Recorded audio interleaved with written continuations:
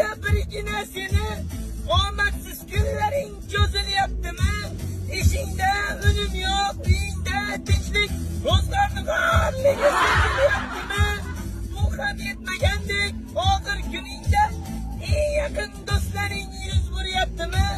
Siqilma, mehmondir tanangda bu jon ham, ko'p uchrar yo'lingga yaxshi-yu yomon ham. İstesang topilar har mushkulga iloj, gardonlasang batmas zamon ham. Sandanam, mandanam, undanam, bundanam, bundanam nolima. Aslan. Bo'ldi, rahmat. Azoblash xizmatimi? Xo'rlab o'tirsan shundan. Men o'zim shundan o'zim yomon ko'rib qoldim. Endi aka, mana shunaqa men yaxshi aytaman lekin. Xalq eshitayotgan narsada xalq ko'nglini qoldirib qo'ymang, jon uka. Nota bilan shartnoma qilgan ekansan, sen menga demasan, men senga dedim.